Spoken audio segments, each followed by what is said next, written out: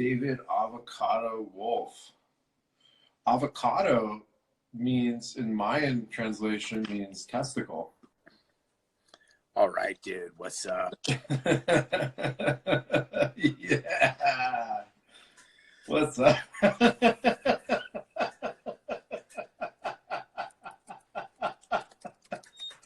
Best ever. You had Neurophone? Did you have your Neurophone on? Yeah, I got a Neurophone on, of course. I'm not going. What do you think? I'm going for some Richard Simmons look? Dude, you love Richard Simmons. Dude, you watch Jazzercise or whatever. What are you doing over there? Watching Jazzercise with Richard Simmons? Yeah. It is like neon green, Daisy Duke shorts, and this like weird red tank top. Can you believe that abomination was going on? Dude, that was an abomination. That was the best ever. What are you talking about? That was like, that actually happened. That wasn't like some dream. Like, he was making the circuits of all the talk shows and all the health shows, like going there and just doing his jazzercise, and then basically he'd jump in and tell them like a little excerpt, like, it's, you know, you gotta be in your heart, and you got, you know, like that bullshit. And it's just, dude, it's the best ever. We're gonna get these ladies to move around. Okay, ladies, up, up, up. Oh up, man! Oh yeah. my god!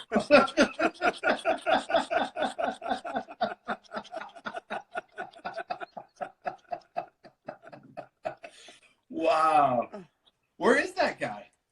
That's a great question.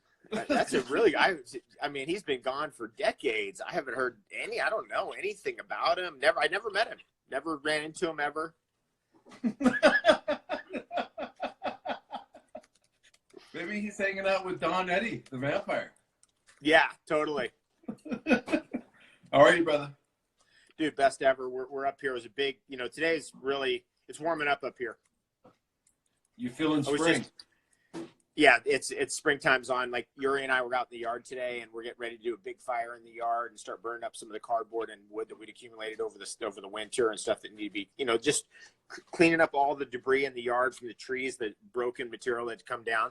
Yep. And then burn that up and get the yard cleaned up. And that almost happened today. It'll definitely happen tomorrow. Really, really exciting, dude. Amazing. Finally. It's the best time, and you're there. We're supposed to be in Peru right now, which is trippy. Where was it? I can't remember the name. Where were we heading right now? We're supposed to be in Coolap. In Coolap. Okay, yeah. Coolap, yeah. Okay. In Chachapoyos. It's kind of like north of Cuzco and all those places. It's kind of in the middle of Peru, but a little bit, it's in the Andes, so it's a little bit in the east. And it's where I found it because I was researching. Somebody said there's a Great Wall of Peru or something. I was like, what? Yeah. And so it eventually led me to that place somehow in my research. I'm like, this place is epic. And then, it'd been opened up so you could get up to the top of that mountain with a gondola. Yep. Incredible spot. It's there's 3.5 million pieces of stone involved in the monument at the top, that's crazy right there if you think about it. What's the elevation over there on that one? Like 6, 7 thousand? I don't know. I mean, we were gonna find that out. I'm not sure. It's high. It's probably 80. It could be 8,500 feet. It could be also 16,000 feet. Not sure. But I've never seen any pictures of it with any kind of like snow or anything like that. So, dude, unbelievable. So life told us to stay here, essentially. And for me, I mean, I can speak just for myself. I've never been so productive ever in my entire life. This is the most productive I've ever been. And it feels really good. And it feels good that we're here in the action, part of the solution for a lot of this bullshit, right? And so it would have been difficult being in Peru during all this. I was like kind of tapping into that. Yeah, like I don't know if that would have been the right time, so this everything happens for a reason. Good point. I feel the exact same way. Oh, it's 3,000 meters. Okay, interesting. So it's 3,000 meters. Cool. 9,000 feet. Wow. Yeah. Yeah. Right. I've been super productive. I feel I'm in the same zone with you. It's like we're just busting our ass over here every single day, just getting this out, doing this, cleaning that up. I mean, a big part of why I fall behind this stuff is because I'm just moving around from here to there to everywhere. And so this is going to break my 26-year streak 26 years, 26 bro. year streak. Yep. Of Wow. traveling. So that was, You know, I haven't been in one place for more than 4 weeks in 26 years. so since 94? Yep. Think about that for a second. Dude, thank God. Thank God. Yeah. Thank it all. This is the best Yeah. news of all time. It really is good. It's good for me. I need to get out of that pattern because the one thing about traveling around the world is like I have friends in Bali, I've got friends in Australia, I've got friends in New Zealand, you know, and then over a period of like 3 years, you got to kind of at least in 3 years cycle back to those places. And next thing you know, you're like, okay, that year's planned, this year's planned, that year's planned. Next thing you know, you're like, there's no, you know, okay, I'm just gonna be home for a month here and, you know, 3 weeks here and 2 weeks there and a month there. That's it.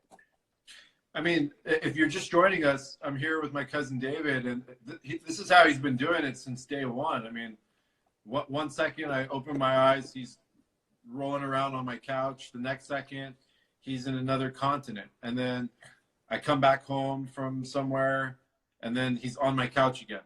And then, you know, it's just like, I'm just using that kind of as a joke, but like you're literally nonstop movement all across. And with that, you're dealing with all the stuff of, you know, the whole travel situation, right? And just your circadian rhythm and all those things. So I'm really curious to see what comes of this on an emotional, vibratory, physical, biochemical, biomagnetical, bioelectrical level, like on all, like just to see what that does to you. And Me too. yeah, Me too.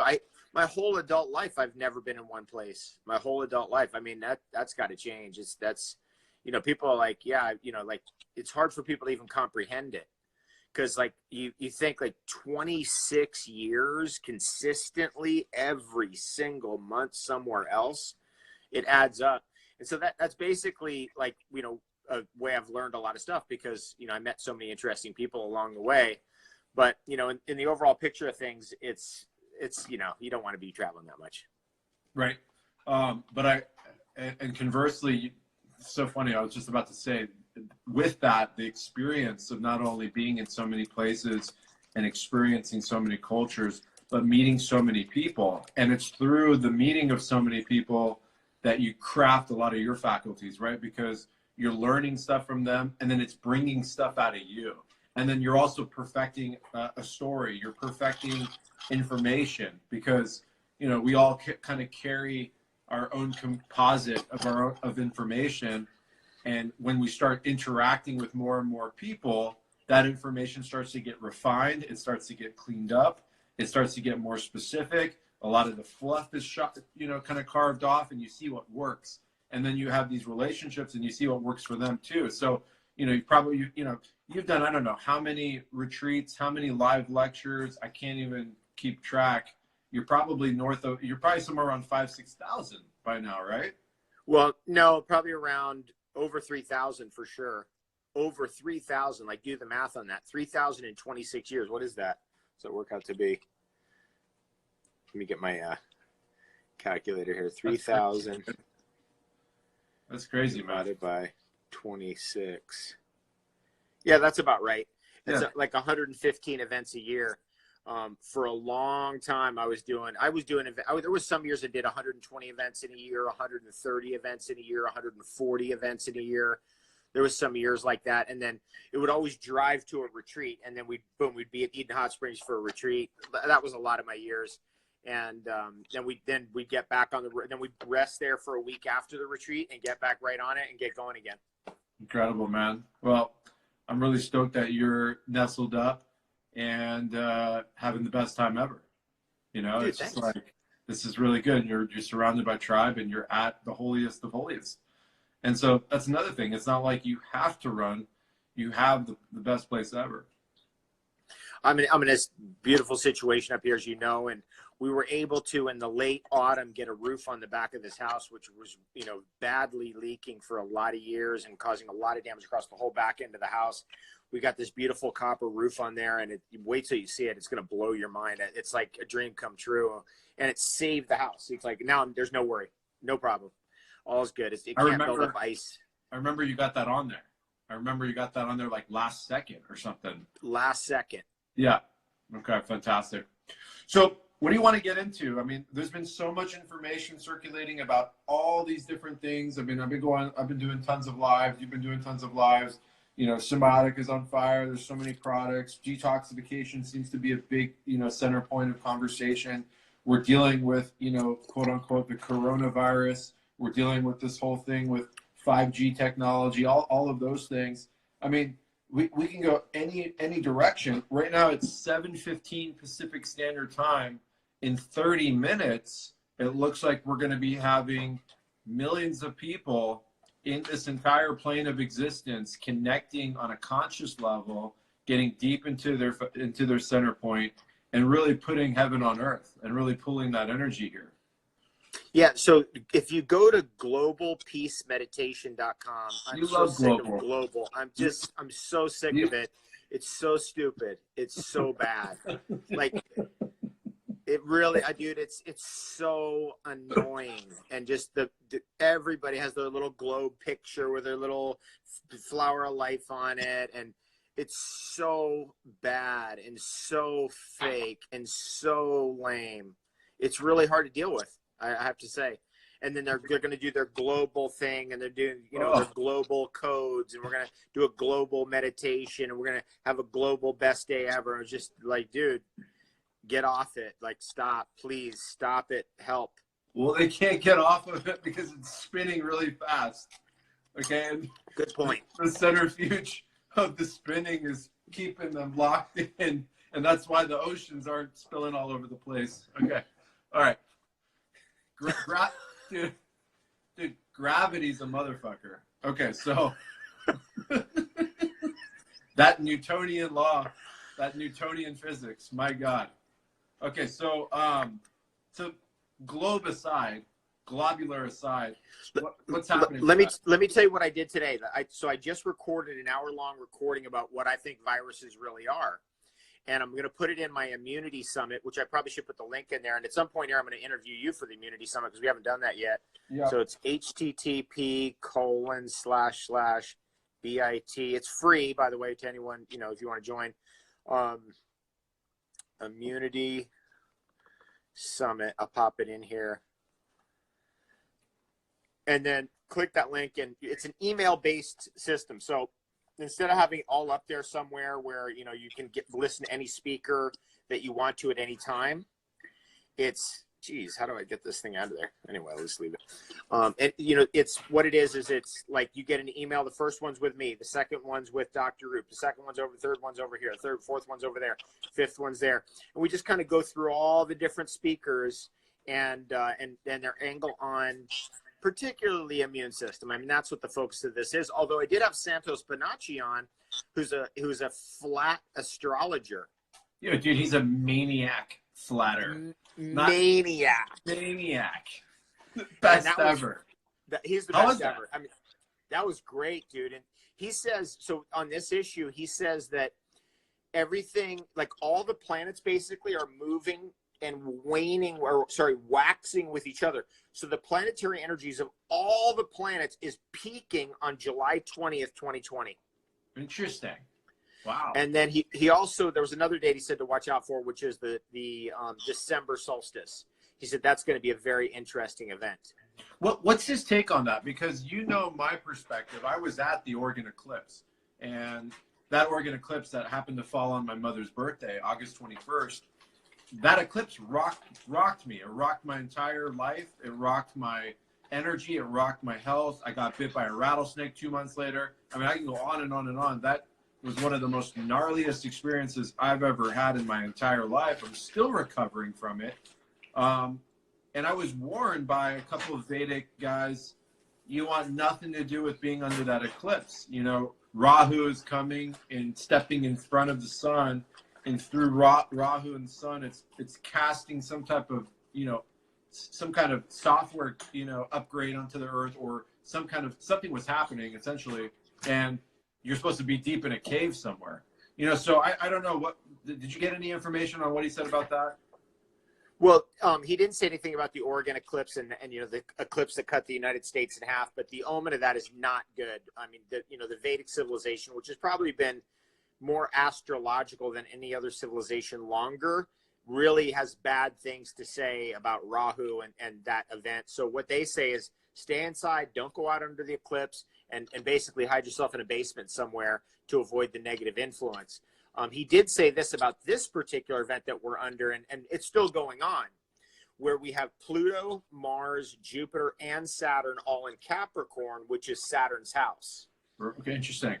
And so that's why we're having these events like this. That's exactly why. It's like when you have all of, like, you got Mars and Pluto and Saturn. So look at what that means. And you got the, you know, the head of the group, the Zeus That's of chaos, Jupiter. right? That's chaos. Kind of chaos. Yeah, it's okay. chaos. It's you know, Saturn is Satan, Jupiter's Jesus. Jesus. You know, basically is, you know, that's how we read that. And then and it's chaos. And he said, you know, it's not going to really sort itself out until, you know, it's going to peak out in July 20th. And then right when we swing around to the other side, somewhere around December 21st, then you're going to have Jupiter in opposition to Saturn, and that's going to start bringing balance back to the situation. So 2020 is going to be a wild ride, a wild one. Wow. I mean, yeah, it's already started off full on. I mean, on all levels. I mean, they assassinated the top general of Iran immediately out of the gate. Then you had, you know, Kobe Bryant going down, which was right. Which is insanely gnarly for a lot of reasons, whether you're a basketball fan or not. There's families involved with that, and just the energy that created.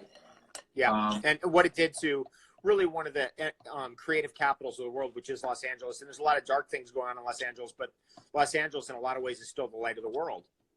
Absolutely. Well said. And now we have all this. And so I always feel like the only way to, you know, experience this is to see the divine order out of chaos. And this is the time to, like, really gain your faculties. This is kind of like, you know, as Sun Tzu say, this is your time to school yourself and to discipline yourself and to prepare, because a lot of the darkness, a lot of the pain is so clear, and it's right there. And this is why we draw that line in the sand, you know. And so I feel, you know, empowered through this entire process. I feel stronger than ever, emotionally, physically, spiritually. I feel more connected to my Father now than ever. The mission is super clear. Yeah. And so, you know, how much of your reality do you base on, you know, your cosmogenesis? You mean my astrology and that side of things? Yeah, the way you perceive cosmology into your center point. I really don't look at it much in the sense of, like, getting figuring out where Mars is today and Venus is today and that kind of a thing. But I do watch where the moon and the sun are, of course. Right. And I probably observe those celestial bodies and their positions, and you sun gaze every day. Right now we're waxing towards a full moon, which will happen on April 8th on Tuesday. It's coming up. And that's important when you live up here, because the next full moon that's coming around might be our last frost up here. So I have to keep an eye on that. You know, this is something that's known, by the way, and you know this, that when you have the full moon, it gets colder out. The full moons are colder, and the moon emits a cold light. And so up here, that's very important, because you've got stuff in a greenhouse. I got plants in this house that need to go outside. But if the full moon lands too early in May, then I can't take everything out, because there might be another freeze, because the next full moon will land early in June. Yeah, wow. That's such a, you know, that's really getting intricate with our cosmology and our farming. That's biodynamics right there, fully. We follow the biodynamic calendar, by the way, when we plant. So this last week was a very good week for planting based on biodynamic calendar. Fantastic. Great job, man. Most people don't know that when you go outside in moonlight and you step into the shade, the ambient temperature of that radiant shade is warmer than in the moonlight. What does that tell you? Okay, so the moon is actually producing its own energy frequency. It's not reflecting or shining off the sun. Now we know that's a myth that has nothing to do with anything. The moon is governed and powered by what it seems to be Earth, and the same thing with sun. You know, it's just part of that clock, and it's part of that construct. And, you know, Tesla believed that, the Vedics believe that, the heavens are rotating directly around us. We are in the center of it all. This isn't just some, random rock pile floating around. There's so much more to it. And I always feel, so I'm like you. I don't get into the horoscope. I don't get into the daily stuff. I just feel my connection with my body, my mind, my heart into the heavenly bodies that I can feel and see and that I believe in and that I can see with my own eyes and experience. And I think that's one of the most powerful things when it comes to your immune system. Your immune system is completely governed by your ability to not only know who you are, but to know where you are. And by knowing where you are, your faculties strengthen 1,000-fold, which is another reason why getting off the computer, getting off the phone, knowing your directional patterns, knowing where direction north is, where direction south is, understanding how the declination of the sun and moon are working and functioning, knowing when to harvest, knowing when to, a woman getting locked into her 28-day cycle with the moon. All of those things are powerful because they bring subtle energies to your life. They bring those subtle powers to your life.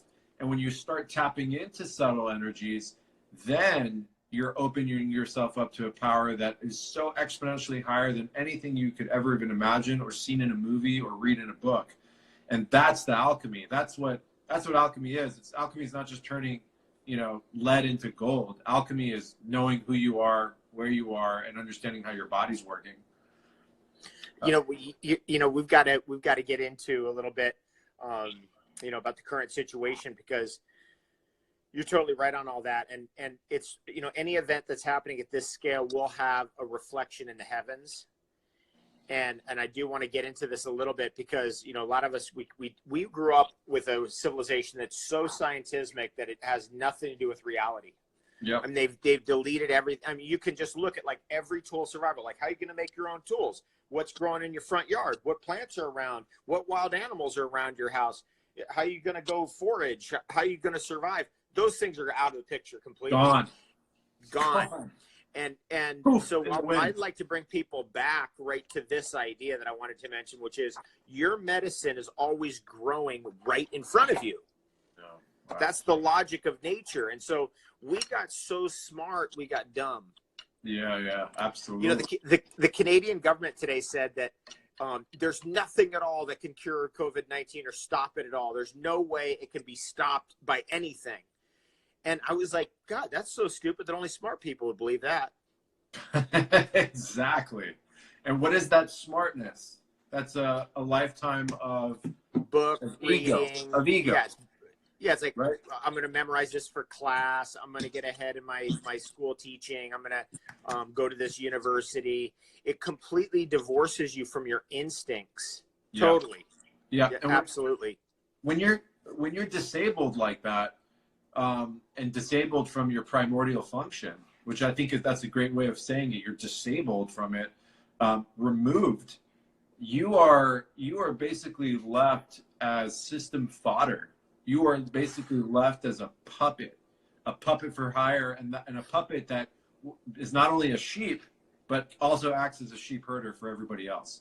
And so that's a problem reaction solution concept. That's, they don't have an agent in every house across the land.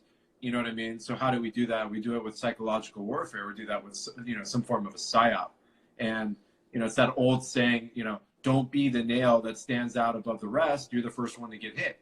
And so it's not the agent that's on the corner getting you back in line. No, it's your mom. It's your cousin. It's your best friend. It's that group of friends that energy is becoming more abusive. It's becoming more ridiculed. And that's the age that we're in right now. So, but I feel like there's people like us that are out there that are bringing a different perspective and the original perspective, which is you are a divine light and you have the opportunity to, experience and create as you please, as opposed to not be following some doctrine that's got dominion over you. And so I appreciate this is if you're just joining right now, I'm with my cousin David Avocado Wolfe. This is pretty much, I would say, the center of your entire message to the world. You can go down every avenue of health, science, lifestyle, experience, religious studies, all of it. But at the core of it, you are basically, you know, creating the message and articulating the message and painting the path and lighting up the path for people to get on their own feet and put their feet on the earth. And I mean that figuratively, and I mean that literally.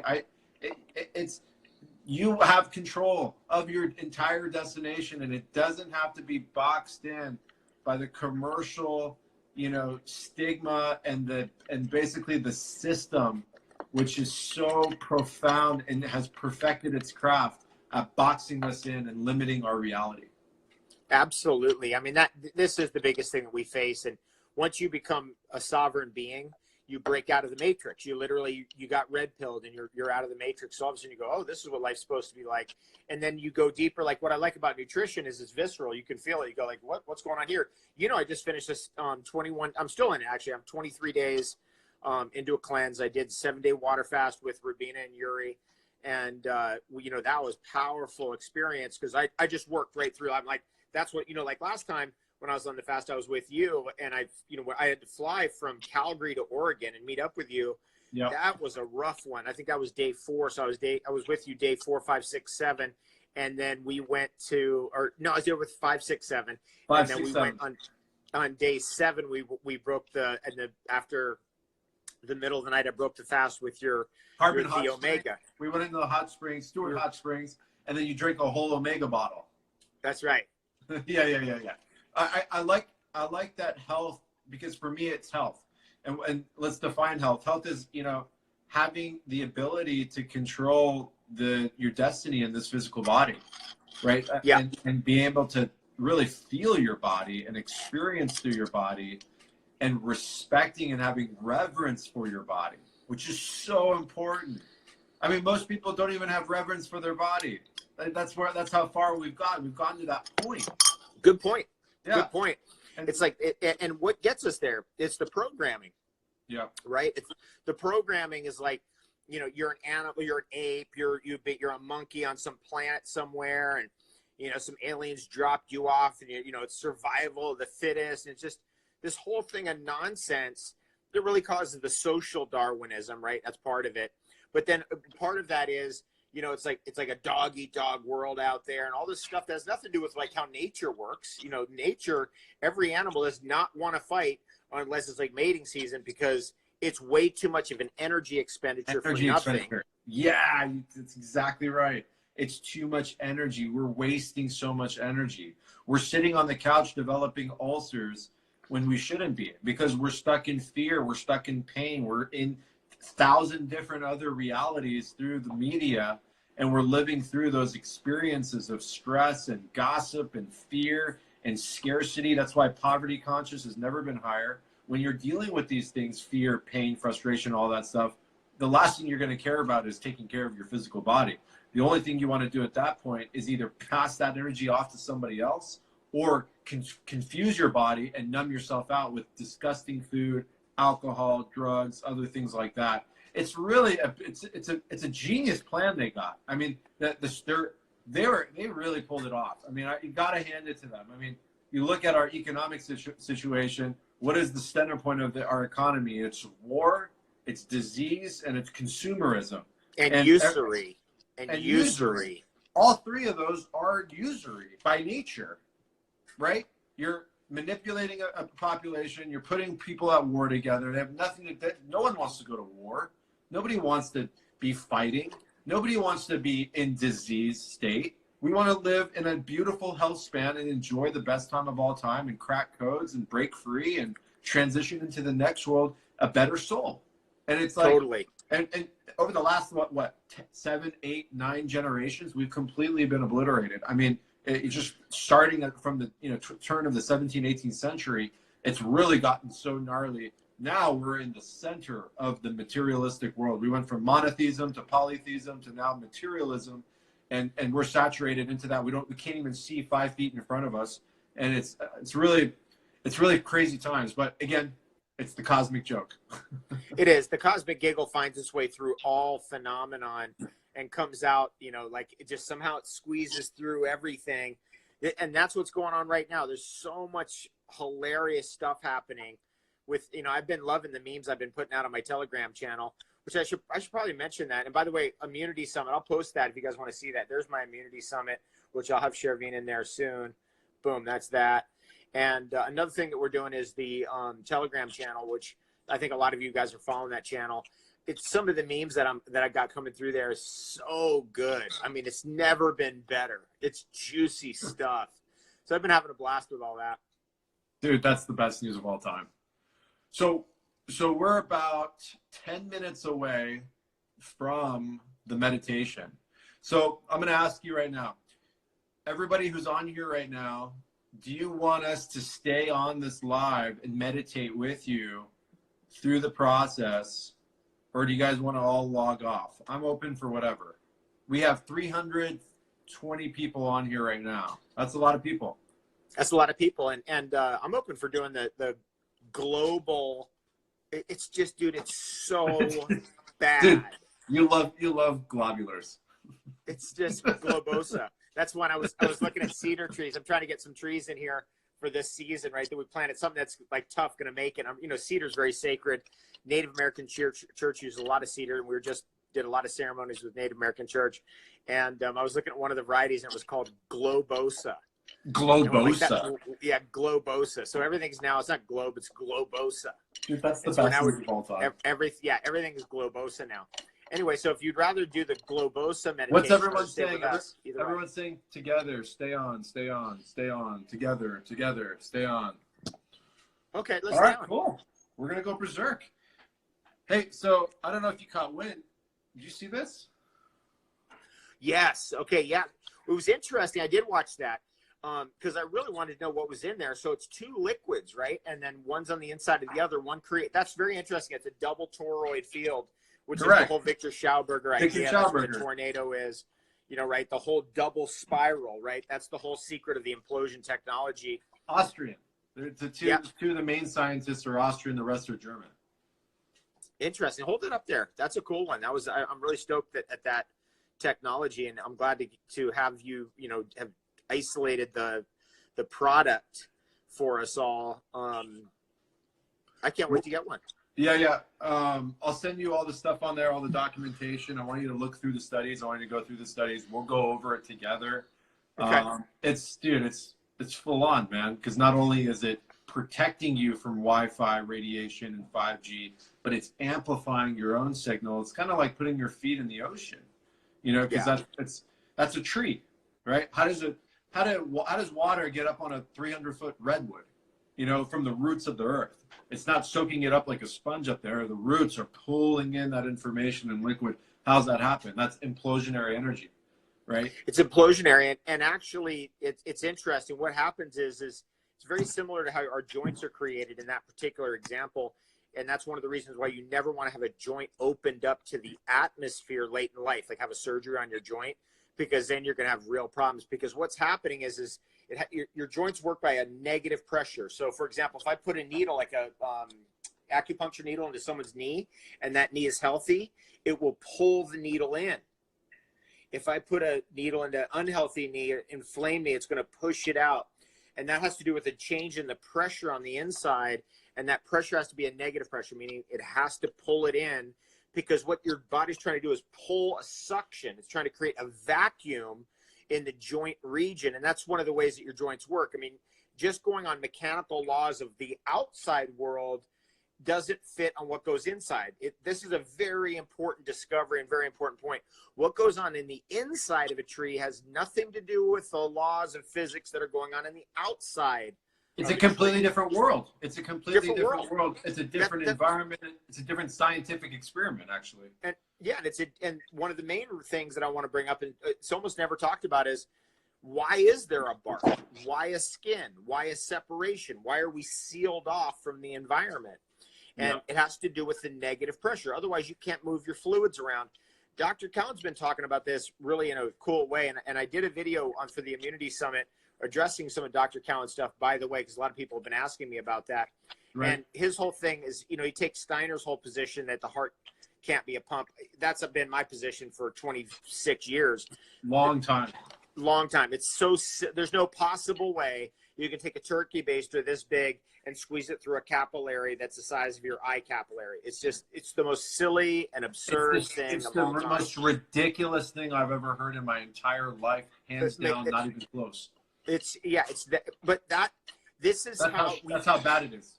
Voltaire or Victor Hugo or one of those guys in that century, one of those Frenchmen, they said, if you believe absurdities, you will commit atrocities. Yeah, for sure.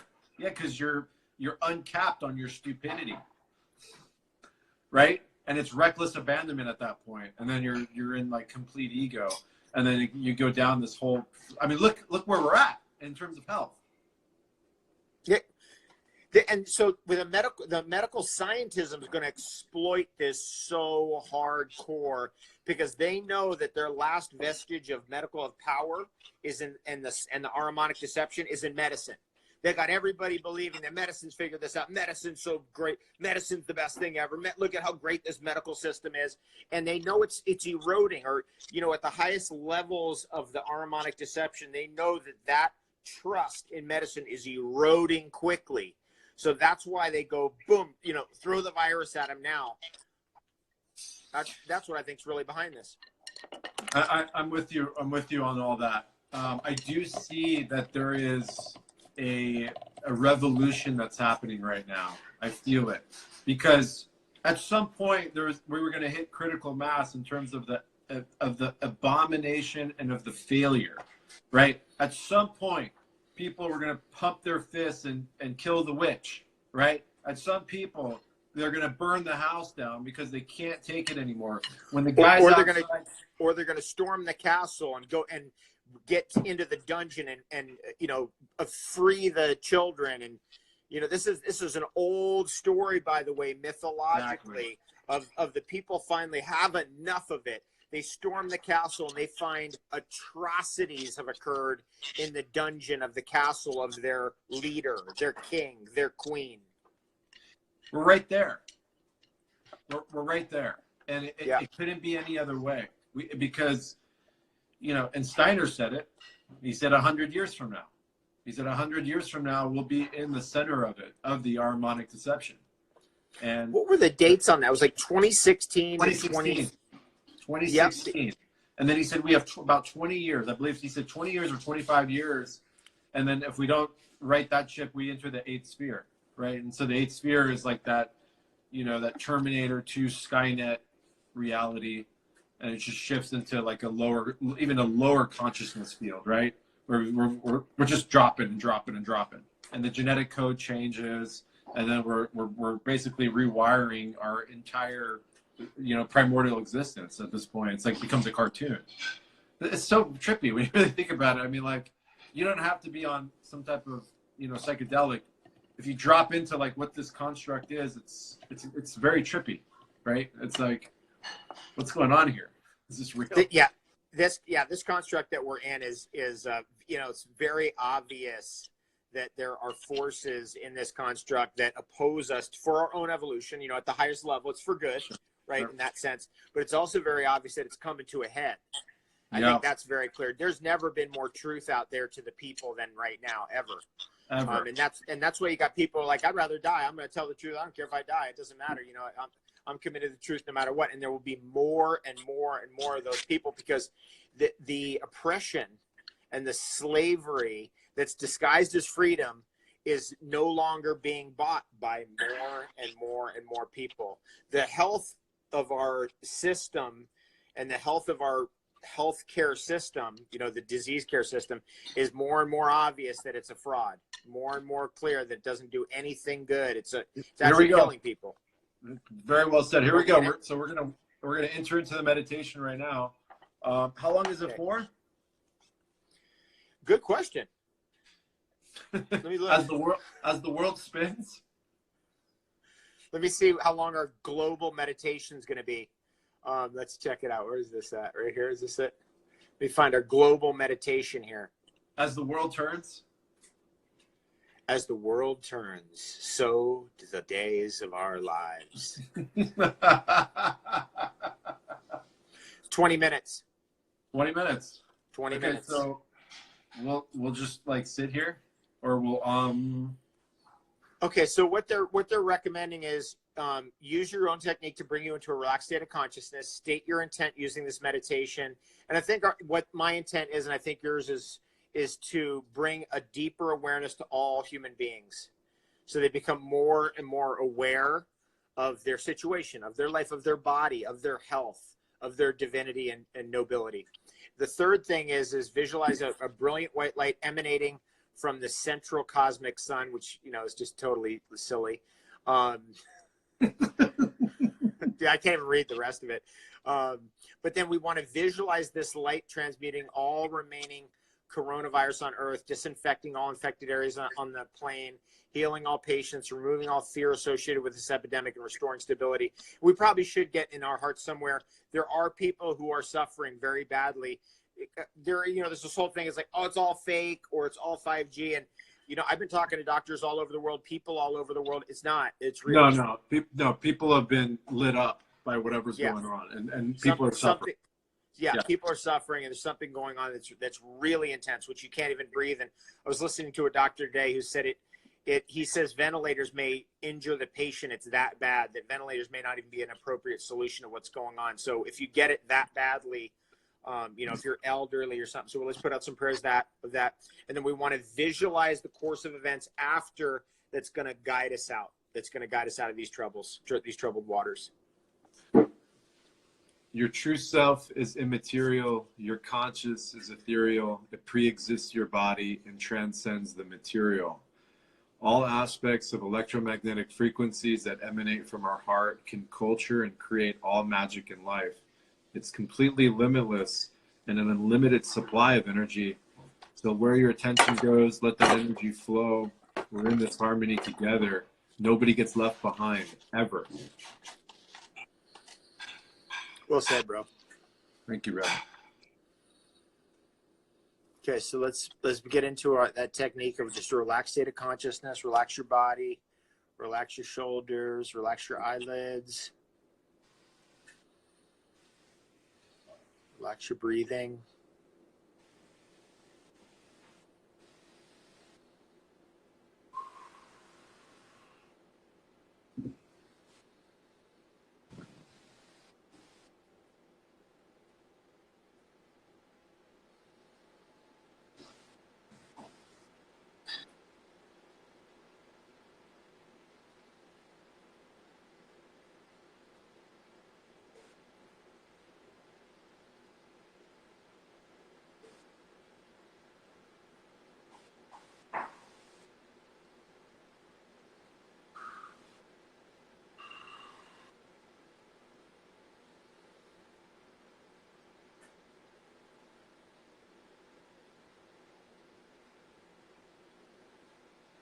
Okay, once we're deeply relaxed and breathing calmly, feel the heavens above, the stars, the planets, the lights in the sky, and their positions are opening up a portal for us tonight. Feel into that. And that portal's on the ecliptic, which is it's kind of on the diagonal line across the sky. It's not directly above us. It's on the path where the sun and the moon travel, and between that path where the planets are. So if you know the south, for most of us in the north, you know the south-facing sky, and you know this basic path of the sun and the moon in your sky and your position. Imagine that now. Go to that place. Feel into that portal, and then once that portal opens, draw in that white light and all that energy here onto the earth plane.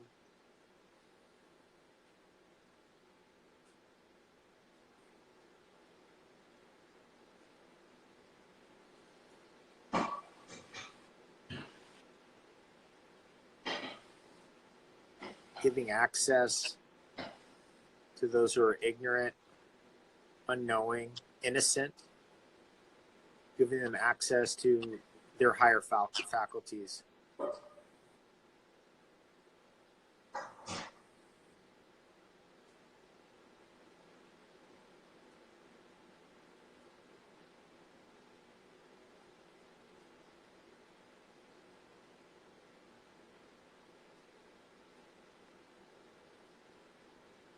Bring that Stargate energy, that white light emanating from Stargate in the heavens, in the ecliptic, into your body now.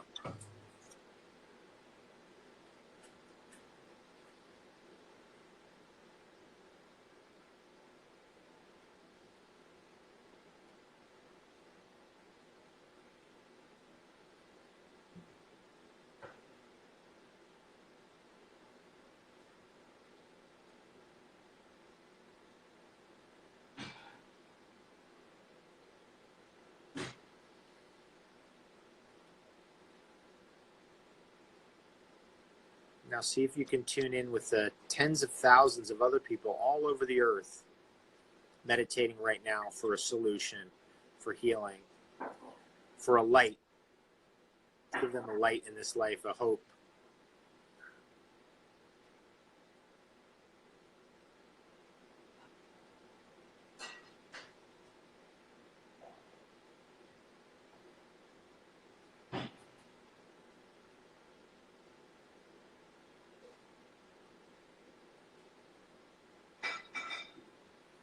Working together with all of those tens of thousands of people, hundreds of thousands of people perhaps, all over the earth.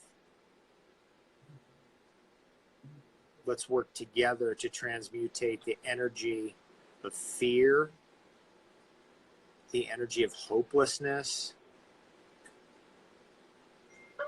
the energy of suffering.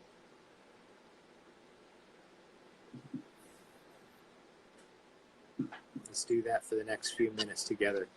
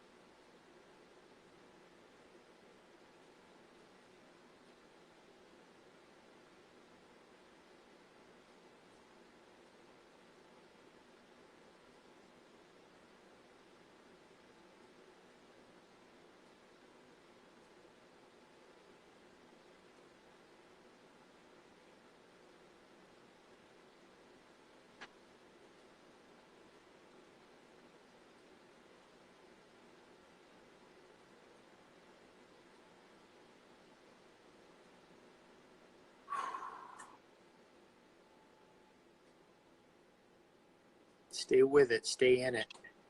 Use the power of your will to keep your focus right on the task at hand. So if you wander out, bring it right back. Come right back in.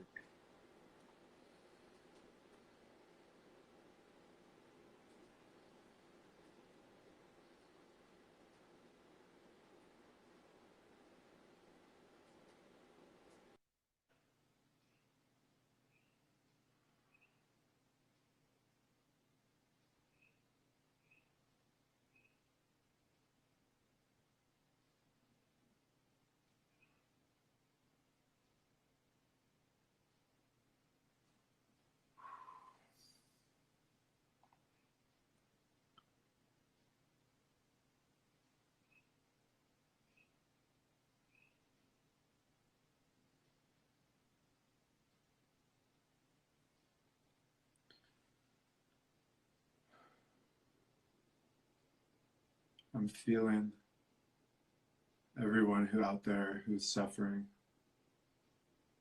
who's alone, who's afraid in the dark,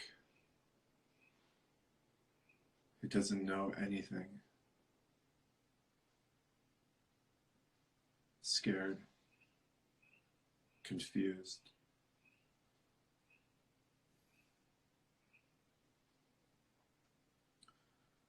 Step into their bodies,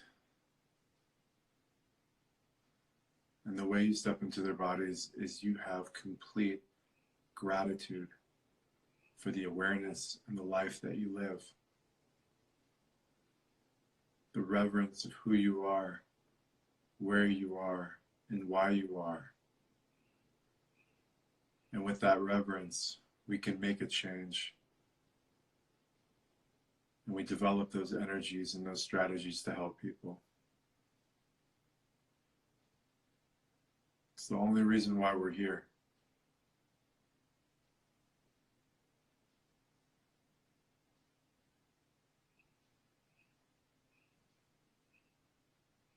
Look at yourself 5 years from now. Who are you? What have you done? What have you done to make your life better? What have you done to make everybody around you, their life better?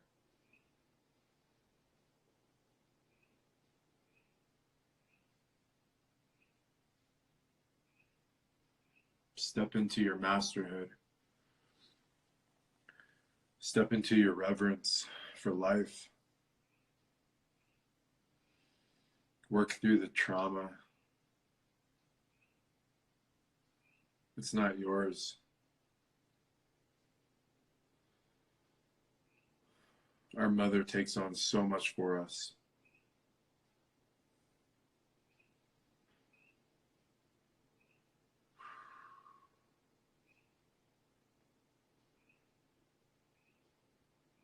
By honoring your existence, by honoring your journey, by honoring your path, the more people, the more souls we can snap out of their nightmare. This vision of paradise is not about ascending to heaven over here. This vision of paradise is bringing heaven here. Because some people are living in heaven here and some people are tormented in hell here. We got to get out of that illusion, that Maya, that we're ascending somewhere away from here. It's right here, right now. And the more all of us step into our power and hold each other and love each other and bless each other, the better shot we have.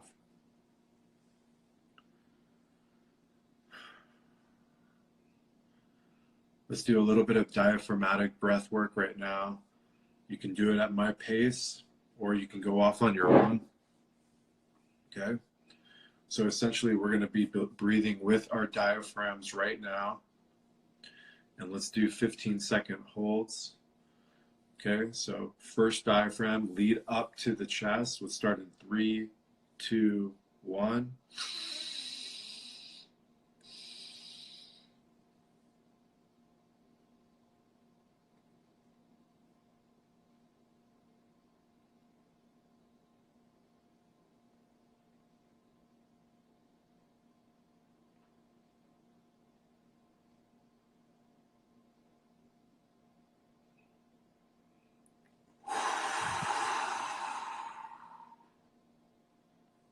All the air out. Deep breath.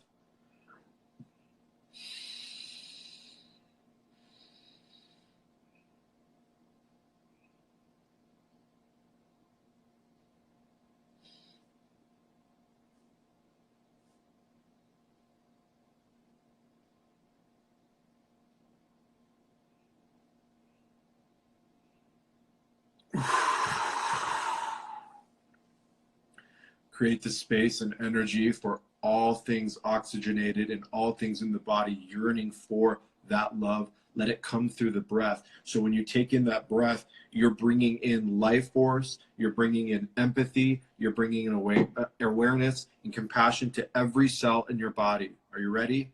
Deep breath in 3, 2, 1.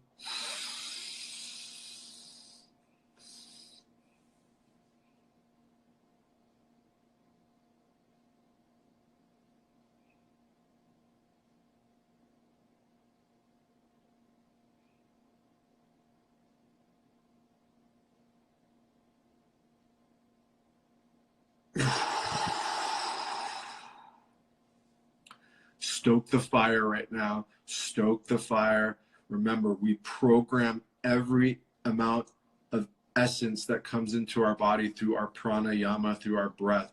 Every molecule of oxygen, you can imprint onto that oxygen molecule and take it into your lungs and have it diffuse into your blood. That's the simplest form of alchemy. That's the simplest form of magic. Let's do one more deep chronic breath. Everybody breathe out. Breathe in. One more. Get some more air. Get some more air. A little bit more. Hold.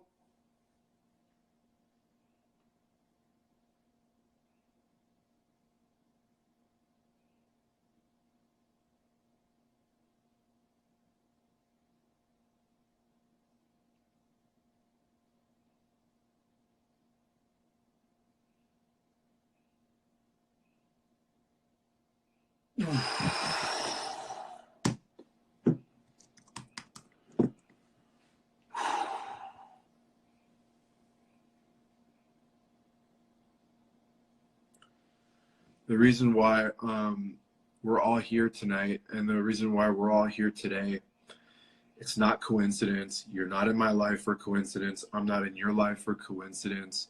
None of it is random. It's impossible, mathematically impossible. Look at the numbers right now, 350 people. How many people are on this plane of existence? The chances that we're caught up in this path together, on this connection together, in this wild ride, is literally 1 in billions. Don't forget that. 1 in billions. It's an honor. It always is the deepest honor. Our ancestors are here with us right now. Really feel into that. The cosmic soup, the cosmic alchemy that made you who you are today, what is it? It's remnants from a DNA pattern that's been revolving over and over and over through generations. You are essentially the cosmic soup of your ancestors. And with that cosmic soups comes memories, information, reverence, fierceness, love, fight, will, strength, truth, honor, and the life code of taking this life all the way. All the entrapment, all the illusion, all the pain, all the suffering is gone. It's over. No more. No more. No more.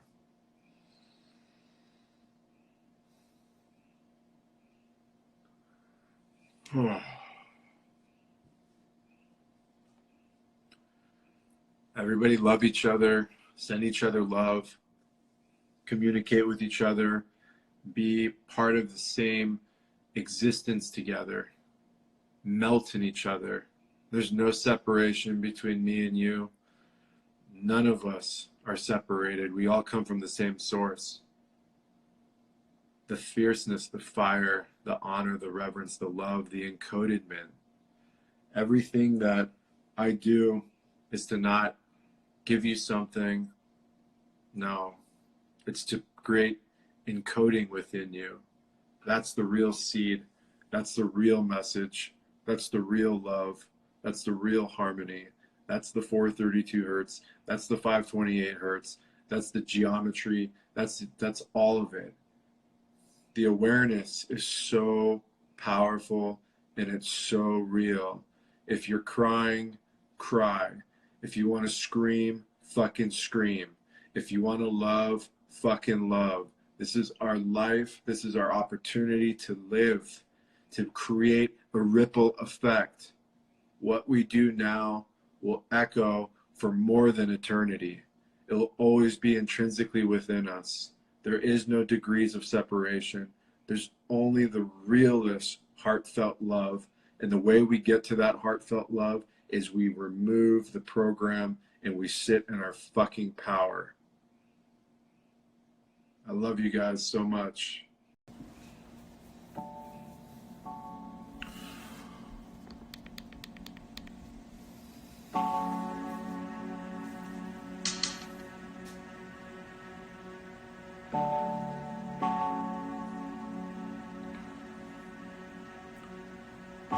Let's meditate a little bit more and just drop into this 432 right now. Just kind of drop into it.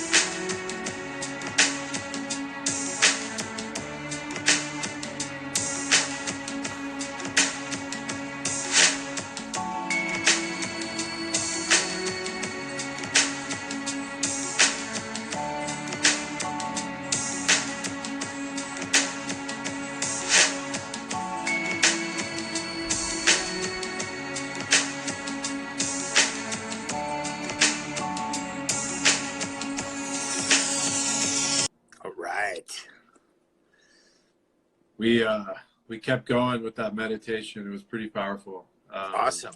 I don't know when I was in the meditation. I'm not sure when I lost you. You lost me probably about 12, 13 minutes in. So the latter part, the last 10 minutes, I just went down to like, Chervin rant and just broke it down. It was, dude. Nice. You know, when you hit that, that level, right? It's like a little DMT spurt, Isn't that? Nice. Yeah. Cool. Oh, man. Thank you. Thank you, brother, for Thanks, bro. all that you do. Likewise. Appreciate it. And we should hang on here for 3 more minutes because it's gonna be 11 and 3 more minutes, and that'd be an appropriate time to end the live.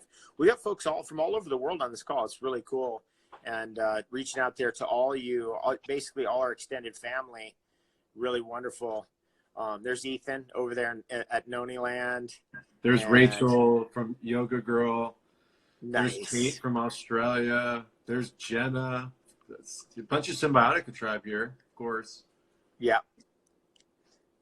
Love you Shout out guys. to everybody. Love you guys all.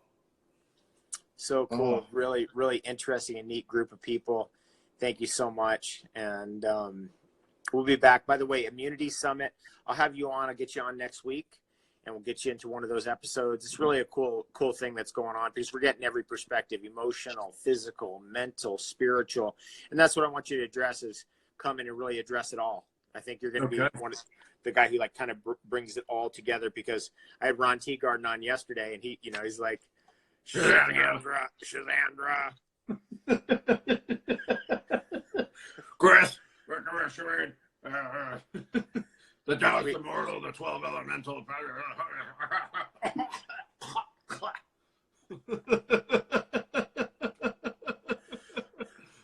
He's right in there, dude. He's 73, so he's like, look, this is affecting my age group. Even though I'm on all the herbs, I'm like, I have to be a little bit careful, because basically what you want to do with this is you don't want to, especially if you're in that age group, you do not want to be exposed to a point where this can affront your immune system. If you're in all reasonably healthy, I'm sure Ron Teagarden has no chance of getting sick from this based on all the herbs and Taoism he's been a part of all his life. But if you're just kind of new to all of this stuff, eating organic, taking herbs every day, and your immune system hasn't been built up over the years or even decades. If you're in your 60s, 70s, I'd be a little bit careful about being in crowds in places like LA right now, or wherever you are, New York City, somewhere like that. I think for anyone, any age, any immune system, if you're in an urban sprawl, just get the hell out of there, just in general. Maybe this is your wake-up call to maybe say, maybe I don't need to be a block from the boulevard. You know what I mean? Maybe I can get away from being a little bit on the outskirts. There's enough people that are going to live there anyways. Let's just get outside of that a little bit. It's a lot of condensed energy there. Not enough oxygen, too much pollution, too much electromagnetic frequencies, not enough grounding, not enough earthing, not enough negative ions. It's like we're not designed to be in that kind of covert reality. And it's 11/11. Yeah. Bam, we got it. Boom. 11/11, baby. 11/11. Boom. Put 11/11 in there. All right. I'm going live tomorrow at 5 p.m. Pacific Standard Time, again with Paul from Synergy Science. Oh, so cool! You can do another one. We're gonna do another one. We're gonna go another layer of going into more in depth. And, I liked it. I liked him. I got a good vibe from him. He was a water. What was he? Hydrogen machines. He did forever. Oh, dude, he's basically got the best water machine on earth. I mean, it destroys Kangen water machine. Oh, the problem with Kangen water is after about a month, you build up all that calcium, you build up all that hard minerals, and then all of a sudden it's not making hydrogen anymore and it becomes acidic. You have to rigorously clean that whole thing. Well, you have to have a pre-filter. You have to have a pre-filter and take it out. They have a system where the ion changes directions every time you turn it on, you turn it off. Very interesting. So you don't get that clutter, you don't get that buildup. I'm going to go deep on the hydrogen machine next week. I really want to bring you into this whole thing. You're into it. What am I saying? So, this is a big deal. This is a big deal. It really is. I really like the whole thing. I've seeing it, and I've also used his products. I mean, I've been around his products for, I think you first got into it more than a year ago, for sure. 2 years ago. Yeah. 2 years. Yeah. Yeah. And so, I've been around it, and there's definitely something to the technology, but I want to go deeper on it. And I'm excited to get one of those devices, because I didn't understand how it worked until, I listened to your live. We got to get you set up with the Qi, with the Qi technology. And you definitely need one of these for whenever you travel. Yes. Right? Yeah. Yeah. And then I have the big main unit heading to my house in the next couple of days. So I'm going to have that monster unit. Did you see that part in the live where I was like, and I was talking to Novak about this, and I was talking to Dorian Yates about this, and they're into this mission. We want to bring one of those massive ones that have a range of like 16 floors above you and about, I think, 65 I did hear degrees. that part. Yes. Yeah. I want to sneak into every school and put them in there. And I remember, you're like, I'm going to break into every elementary school and pop them in there. I mean, all we'd have to really do is just put one on the roof, hide one on the roof somewhere. that's where the it. HVAC guys won't see it, and they won't know what it is. That's all you have to do. Totally, dude. Dude, talk about a mission. Talk about karma. I mean, in your local area, it would make sense, right? We can't do that to every school, but geez, let's have some fun one night, like the old days, and go break into an elementary school and make the place better. We'll film the whole thing. Totally. Yeah, instead of like destroying all the windows and breaking everything, we'll just keep the kids from getting nuked from radiation. Exactly. My, oh my, how things have changed. Right? It's incredible. Also, I wanted to run by you. I'm putting together a little seminar. I want to do an online seminar, probably via Zoom, where I'm bringing 99 people in. And it's going to be basically a breakthrough on Rudolf Steiner and biodynamic farming, and give people kind of a basic breakdown outline and understanding of what anthroposophy means, who Steiner was basically mentored by, and his reflections on the inner workings of biodynamic farming and soil science and stuff like that. So I definitely want you to be involved in that and have you on as a guest on that. I already have, I don't know, everybody and their mom has already applied for it. So we're putting that structure together. It's going to be fun. Dude, that sounds epic. By the way, we had 2 pallets of biochar delivered here yesterday. Yeah, I remember you got crazy with that last year and went completely berserk. I mean, once you start farming with charcoal in a real way where you have a lot, I mean, I take all the wood we burn here and all goes into the yard and all the trees. The whole place is covered with charcoal and ash from the fire, and my whole property is. But you had 2 pallets. 2 pallets. So, because we're getting 30 trees in. So I need that at the bottom. That electric charge, the negatively charged carbon needs to be at the bottom of every hole that we dig for all these trees that are going in. The biocharge is basically like, literally, I mean, it's like its name. It's like steroids for anything that's carbon-based life form, right? Anything that's growing, charcoal comes in there and it basically shoots it through its evolution like 100-fold and kills off anything that could be dangerous in its process, right? Is that kind of the best way of explaining it? Yeah, it's the ultimate soil amendment. It's the ultimate soil amendment, because last year we're like, let's just, why are we even using soil? Let's just sprout stuff directly in the charcoal. I mean, that's what it got to. Like, after a while, we realized, like, we don't even need soil to sprout this stuff. Get rid of the soil. We don't even need it. We'll just sprout everything in charcoal. So right now we're sprouting stuff in charcoal and sawdust because we put a new roof on Groove's house. You told me. The same roof. Same roof as this house. Is it already up? Is it already up? It's up and framed in. So the roof's on. Now just the finishing work needs to be done. That'll happen in a couple of weeks. But the dude, what time of year was I there? What time of year was I there last year? You were there like June 1st. Okay, so the mushrooms are coming. Uh-huh. Do you remember what kind? Do you remember what kind? The morels. The morels. My God. Yeah. Yes. Totally berserk. Oh man, how's the berserker root by the pond? Dude, I don't know if I think you caught this story I was telling you. The berserker root still has green leaves on it. It made it through the winter? it went through the winter and still has green leaves on it. Like not all green leaves. I mean, most of the leaves were brown, but No, there was still some green photosynthesizing leaves when the snow and ice melted down and the berserker root was exposed. I was like, whoa, I haven't seen that one before. So did it grow? Did it get deeper in the soil? Is it fierce? Is it, I mean, if it makes it through a winter, talk about immune system. Jesus, that's like incredible. That was incredible to see that. I was like, whoa, that was, because there's always something you learn from every plant when you grow it. And I was like, oh, okay, now I get what this plant is about. That's berserk. That's why they call it berserker root. Yeah, it's a broadleaf plant, right? It's not like a rhododendron or something where it's thick, waxy leaf or something like that. It's like a normal leaf of a plant.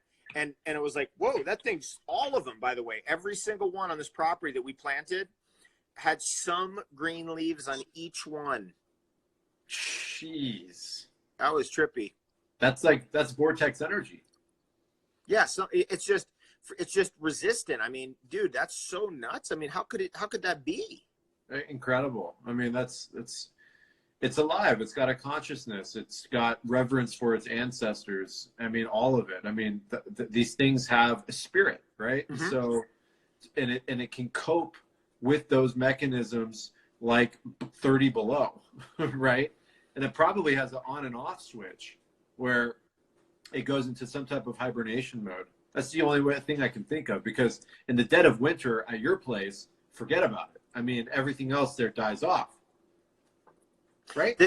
Right now, I just went around the yard today. I was cleaning up all the debris from when we put the roof on, and I had to go, because that debris was still all over the yard because we got that roof on, the snow came, and it's just been there ever since. And it was interesting just walking around and just seeing like, whoa, okay, like, dude, already there's strawberries coming up. I mean, not strawberry fruits, but strawberry plants are already growing. It's just interesting to see oh, springtime, boom, it just immediately comes back. As soon as that snow's off of them, they're going. That's what I really love about, Northern Hemisphere, or really Southern Hemisphere, is that when you have those real temporal climates, that have like a strong shift, you get stuff that are fierce because they have to survive. And that goes back to our immune system. And that's something we can talk about when, next week. I don't know if you saw the post I did fortuitously right before that. It was about hormesis. I just did a post on hormesis, right? Oh, you did? Like on your Instagram? On my Instagram. Cool. And what is hormesis? That which does not kill you makes you stronger. And all the things, caloric restriction, fasting, jumping in the cold, breath work, infrared sauna, putting yourself in the elements, putting yourself to the test, all that kind of stuff. But it's not staying in that area, in that zone. It's quickly going into it and quickly shifting out of it. That's building the faculty, building the strength, all of that. It's just incredible. People are asking where I'm at. I'm in Northern Ontario. So I'm in Northern Ontario, Canada. And, up here, it's full on. It's a full on winter. It really is. Like, I can't believe this house has survived. I mean, it wouldn't have made it if I didn't fix that roof. That would have been the end of this house because there was just so many leaks in it. But now it's looking good and things are looking good. And Groove's house is all fixed up now, too. So we're just what it's all about now is getting those trees in here and planting them all up with charcoal. Dude, I wish I was out there right now with you guys. We're holding it down here at the sanctuary. Sanctuary's, going fully berserk. It's just best ever right now. We live quarantine our entire life to a certain extent. I mean, I don't know about you, but I mean, you've been more, well, I guess kind of a combination because if you're traveling and stuff, but when we're at our homes, we're quarantined, we're not living in like an apartment or a neighborhood. And this is, when you left the meditation, that's something that I was telling everyone to kind of sit in and is have gratitude for who you are today. There's a lot of people suffering right now. There's a lot of children out there that have no idea what's going on. They're completely confused because they've carnated in one of the most confusing times of all time. Good point. And so if we have gratitude of who we are, it strengthens our ability. When it strengthens our ability, then we can help those people. It's as simple as that. It's not complicated. It's pretty systematic if you look at it in that perspective. And that's discipline. That's having discipline, and not getting caught up in story and not getting caught up in things that take you out of your heavenly flow. And then for me, to go back to the immune system, it's about momentum, right? Look at that guy. You see that? Is that an ant? Hey. See him? Look at that. Yeah, yeah. That's a good sign. Every year, when the springtime comes, you know it because there'll be an ant on my desk cleaning my desk for me. There he is right there. Hey. So cool. That's crazy. Hey. They love my desk. I don't even clean my desk. The ants clean it off.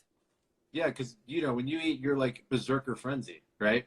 like when Wolf is at my house, it's like there's a wolf in the house. Okay, and so you're so crazy. So, anyways, back to momentum, building momentum, small wins, constantly, doing things and creating inertia. You go work out. If you work out, you feel good. You're probably not going to want to eat toxic food, right? It's a side effect, right? So you go work out, your body's craving a lot of nutrition. You're going to eat good food. The next day, you're going to feel good about yourself. Then it's momentum. Then you're going to want to learn something. Then you're going to want to teach that to somebody. This is how it works. It's all momentum. Our entire life is built on having and casting those momentums. And that's another thing with seasons too, right? Seasons are momentum based. They have to start something. There has to be a shift cosmologically. There has to be a shift in the declination of the sun. There has to be a shift in the four winds and all those stuff. And that's what causes things to germinate, things to die, things to, go through the process. That's another Steiner thing, is that it's just about getting into the momentum of nature and not being so far removed from the momentum of nature. Did we lose Avocado Wolfe again?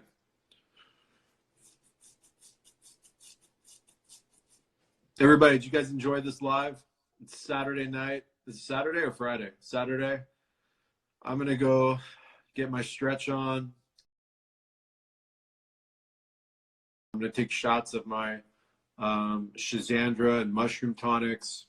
I'm going to do some salutations. I'm going to go sit on our new cellular fusion mat, and I'm going to pray to God and pray to my ancestors and pray to my father and thank God that I have such beautiful people surrounding me in my life. Thank you, thank you, thank you, thank you, thank you, thank you, thank you. It's such an honor, family. It's the deepest, deepest reverence I have. I can't say it enough. I can probably break my jaw, keep saying it, but it's words can't articulate and functionality what I'm trying to explain to you, is that the center point of my existence is brooded and felt in so much love and heart. Look at you, Lulu, Carly, Ethan, Season. Look, David, that son of a bitch, he's trying to get back on. David, you son of a gun. Should I let David back in, or should I tell him no more avocado? Did you guys join the global meditations? Can someone answer her? We went deeper than the global meditation. Hold on, let me get Avo in here. He wants in.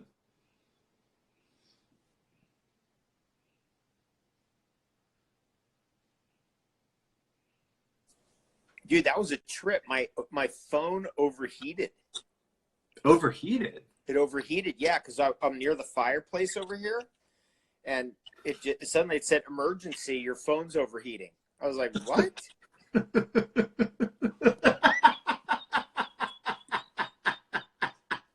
Dude, look at that Bigfoot right there. Check that out.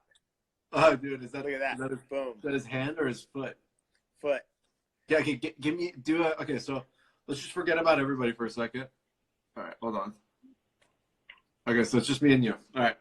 Okay. So, give me a Bigfoot impersonation. Oh, dude, come on.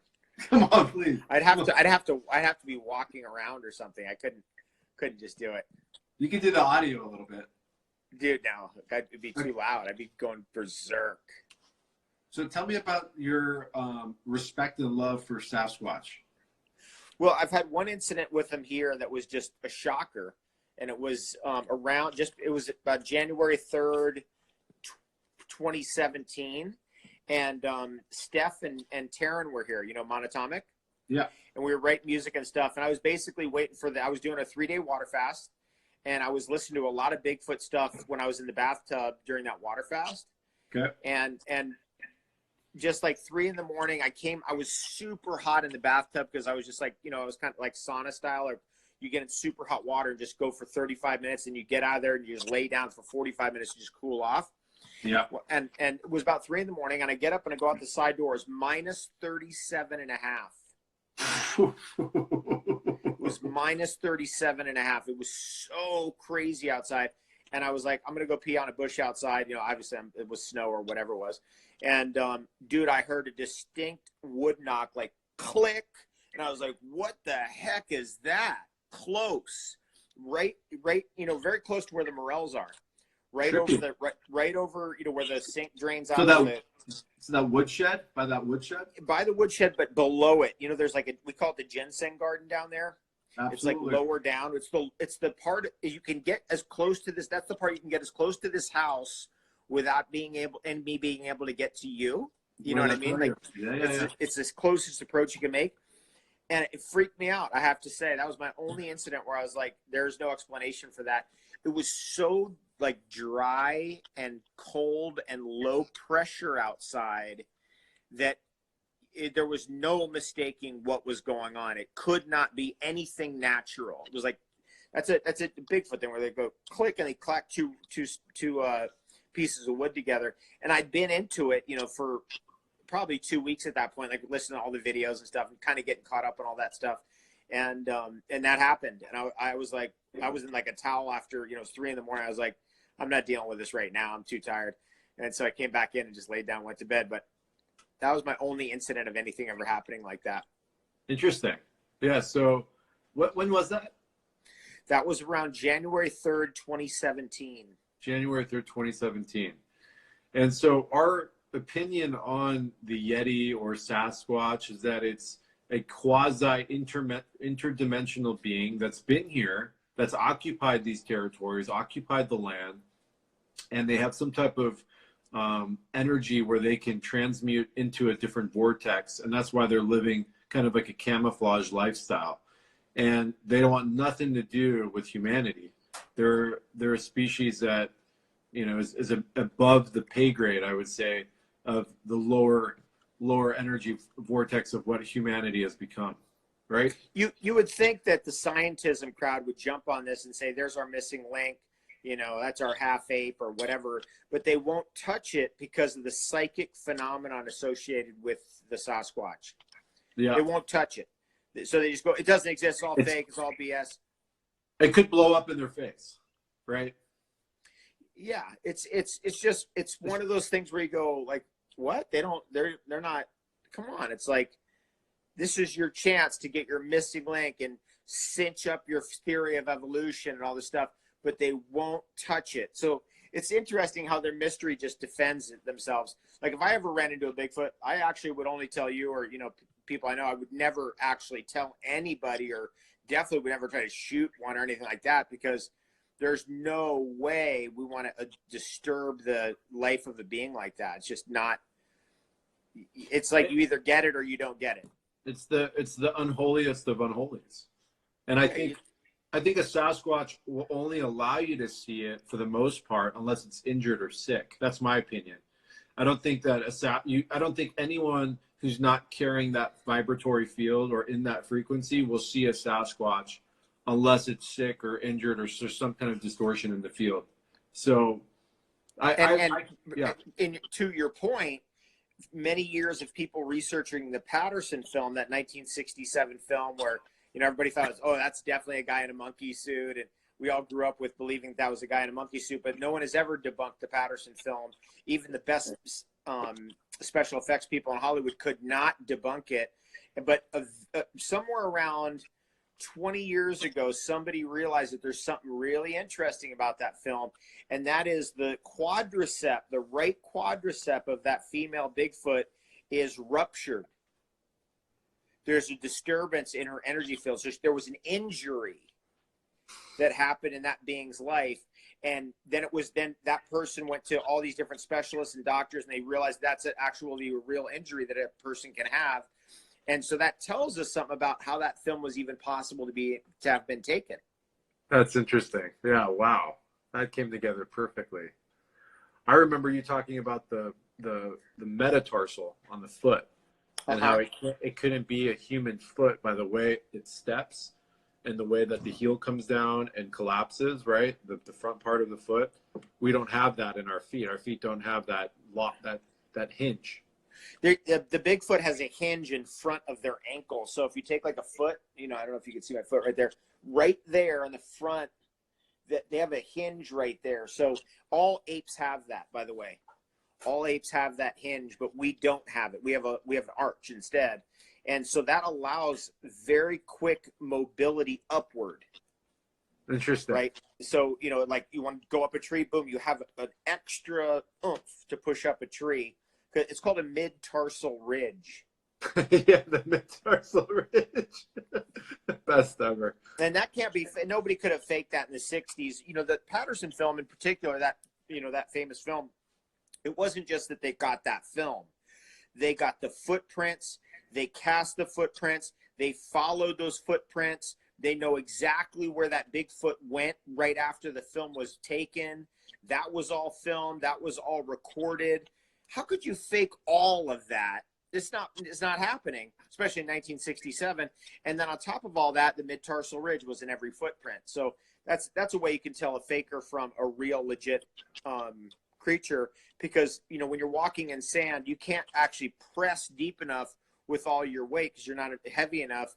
Like a 600, they estimated this particular individual's weight at 600 plus pounds because of the depth of the footprint in the sand. And that's easily measured. I mean, that's not something that's like, some kind of random guess. That's usually, you can just take an imprint and look at the texture of that soil and then just measure it up based on pressure. They brought the cops there. That wasn't just like something out in the woods, like, oh, we'll get this film and, whatever, we'll try to fool everyone. That the police came out there with them. I mean, that thing was heavily looked at after the video was taken. Most people are not aware of that part of it. Incredible. So you had your experience in 2017, and my phenomenon experience was 2008 in Laguna Hills, when I came outside of my house around 8 p.m., just dusk, just dark, and I saw a Mothman, what I believe to be a Mothman, standing right outside of my house, leaned up against a wall kind of by a light pole. I just froze when I saw it, and complete, not scared, but just complete, like, what am I looking? Am I in a dream right now? It looked directly at me. It was probably at least 8 or 9 feet, big, black, shadowy character. And within, I don't know, maybe 10 seconds, it seemed like a lifetime, it just flew off into the shadow, just without any noise. So it wasn't like a flapping, it just kind of like went. Like very, very. And it was in if I remember your story correctly, it was in an apartment complex. It was in an apartment complex off the 5 freeway in El Toro in Orange County, kind of next to Mother's Market. So a little bit not far from Mother's Market. And you mean where Pristine Hydro is, over that side? Correct. Right by Pristine Hydro, actually. Probably right a few by blocks Seizure Village? Seizure World.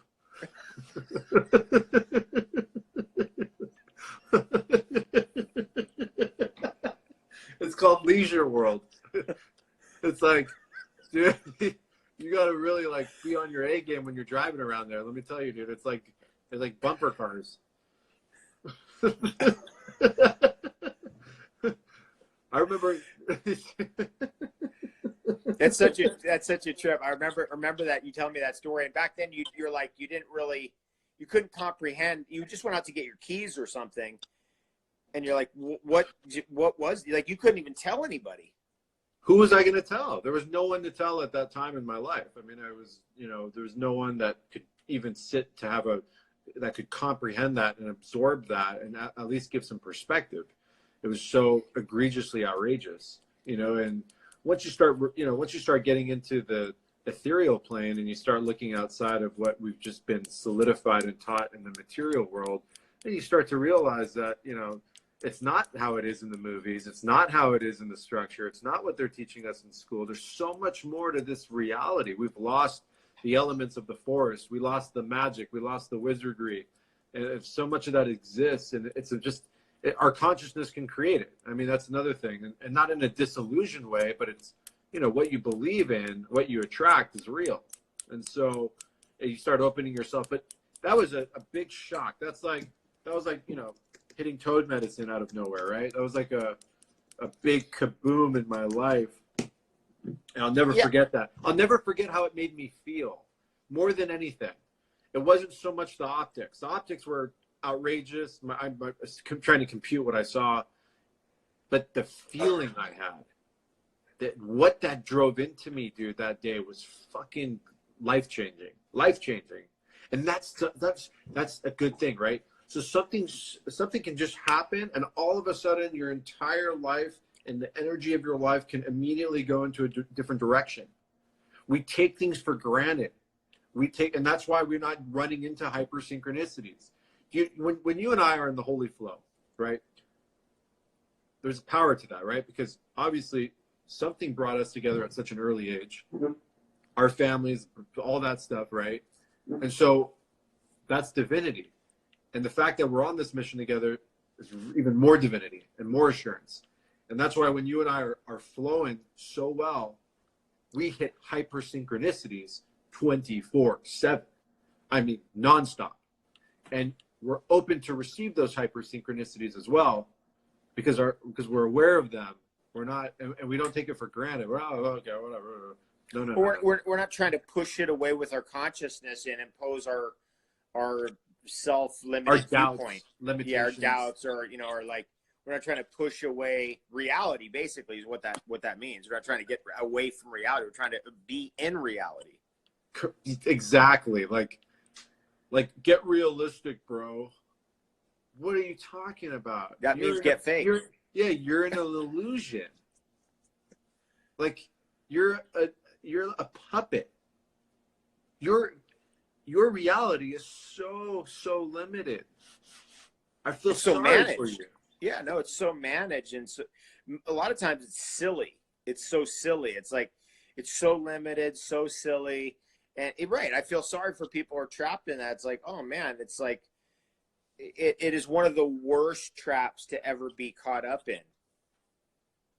I can't be around that vibration ever anymore. As I was integrating more into the consciousness, into the deep reverence, you still have people in your life that are stuck in that amnesia, that are stuck in that hamster wheel. And if you're listening right now, look, I know a lot of people here have family that are in that. You know what I mean? And that's something that you have to just, tap into, like, your neo skills and not let that torment you. Because I get that question all the time. I've evolved, but my family isn't. You know what I mean? Or this and that. If it's your child, if it's your mother, if it's your father, if it's your brother, they're there for you. They're in your family for life. It is what it is.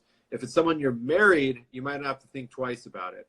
If your spouse hasn't evolved, you might need to check out of that situation before it gets too late and you're caught up and that's the rest of your life and it's over, bullshit, blah, blah, blah, blah, blah.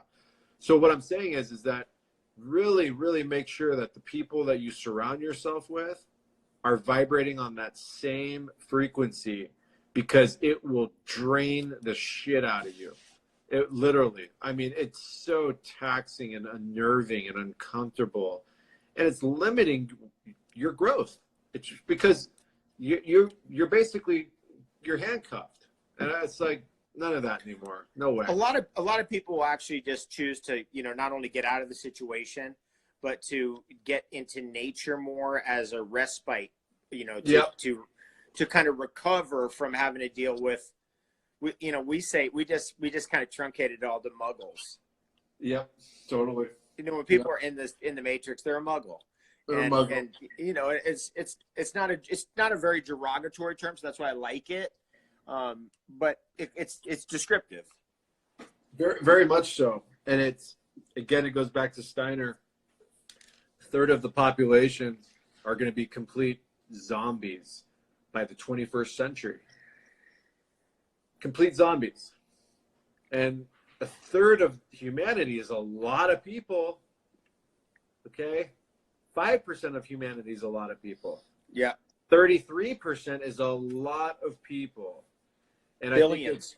I think it's insanity. And so we have to be aware of that. And we can't let that affect us. Yeah. Because that's not our fault. That's not our problem. It becomes our problem if we let it affect us. Totally. That's our mastery.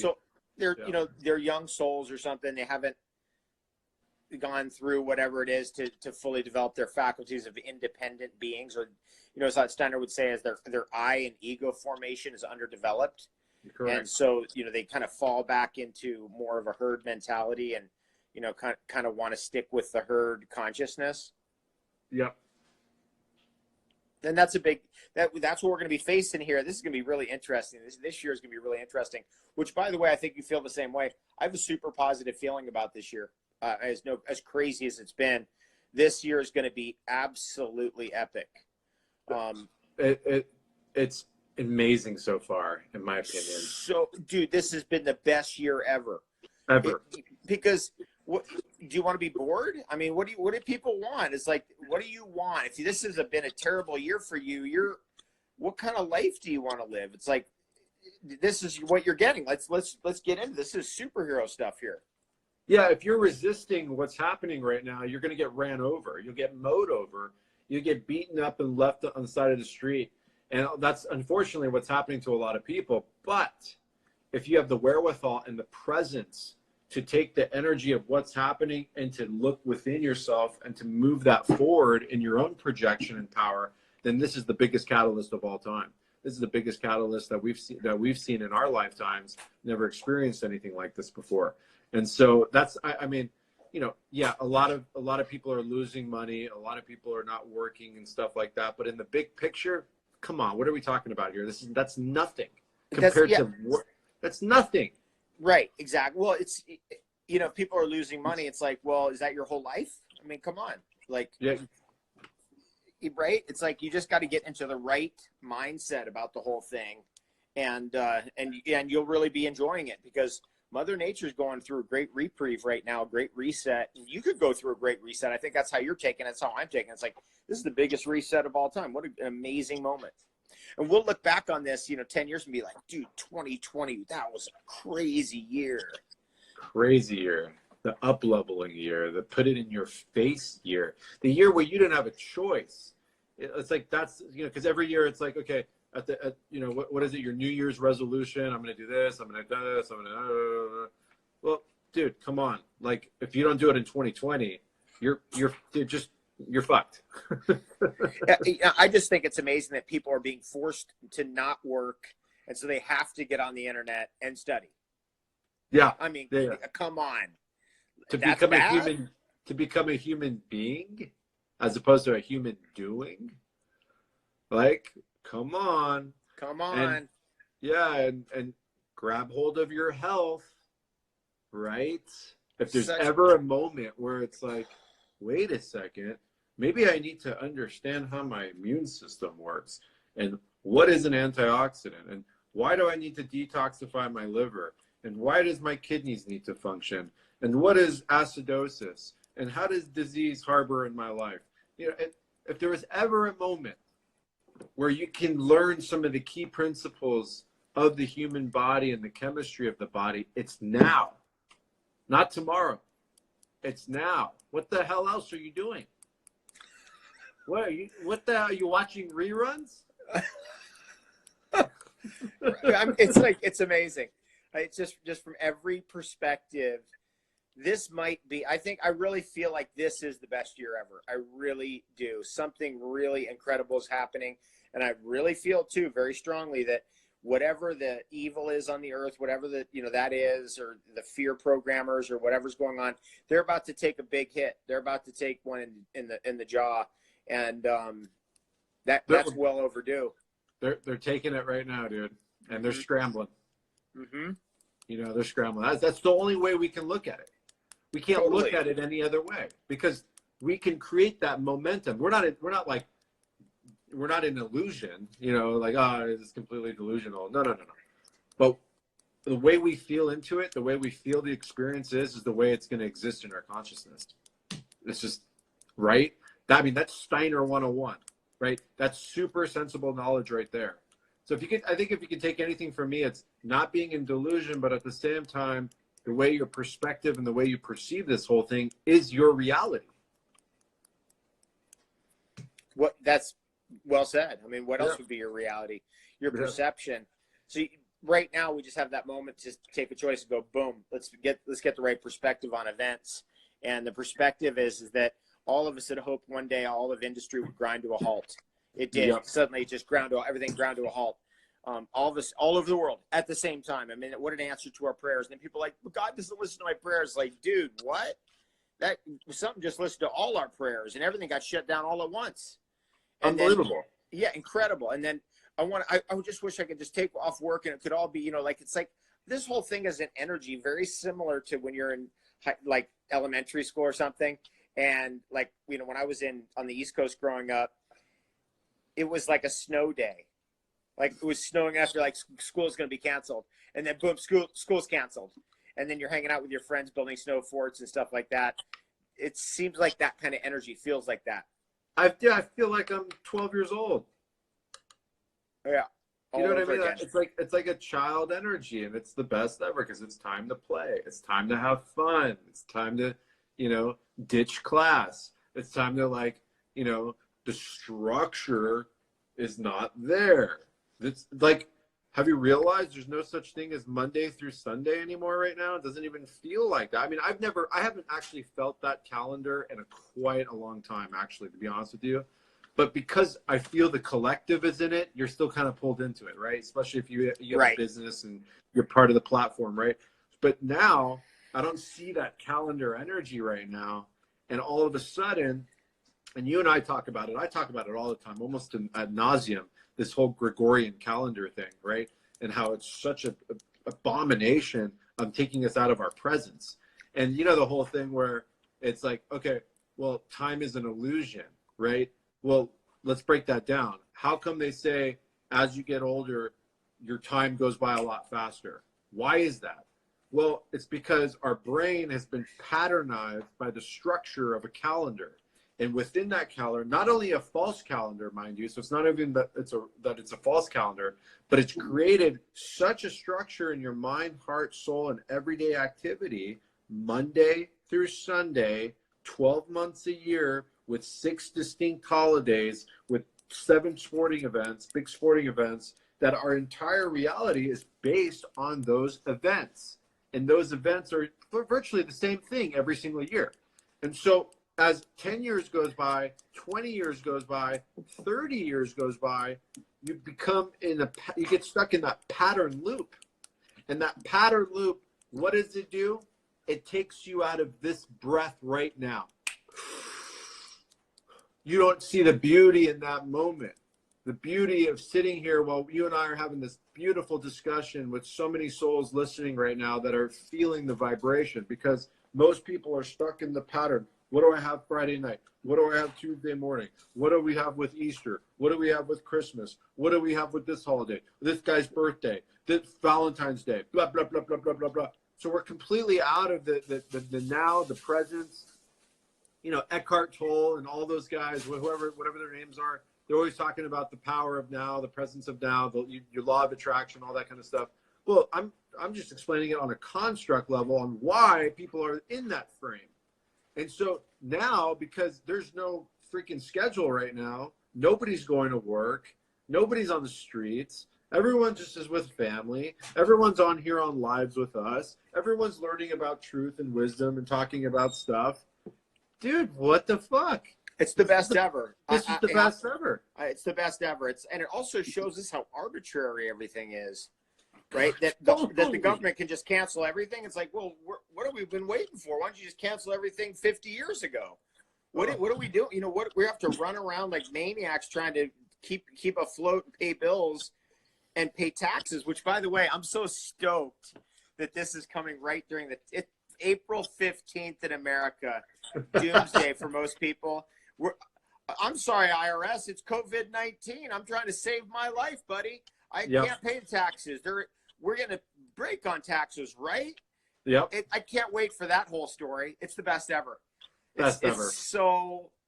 This is so good. When we were kids, when we were at college, we used to say, so good and so good for you. Yeah, I love that. This is so good, so good for you. And that's what's happening right now. Thank God Trump's in office. Okay, now, dude, thank God. That's all I want to say. I mean, you know, I did see today, I put it on my Telegram, that Bill Gates telling Trump, like, hey, you better not go down this track of like saying vaccines are bad. That's not going to work out very good. Did you see that clip? No. Send it to me. Okay, I'll send it to you. It's trippy, man. So RFK Jr. was going to run his vaccine committee. Do you remember that? Way back, it was a couple of years ago. Dude, RFK Jr. just reposted all of my stuff. Oh, cool. Yeah, trippy. Yesterday. He's awesome. He's one of our bros. He's one of our bros. So tell me exactly what happened with Gates.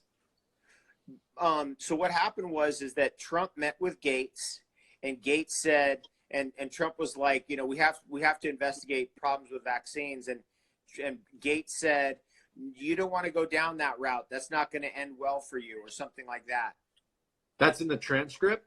That's him speaking right there, right? These in an interview. You're kidding me. I'm not even kidding. It's on my Telegram. It's the last thing I posted. Motherfucker, dude. Yeah, Gates is the worst, man. He's demonic. I mean, you know, I think your discernment on determining that Armand's coming in as an AI is very good. I think that's a very, very good position.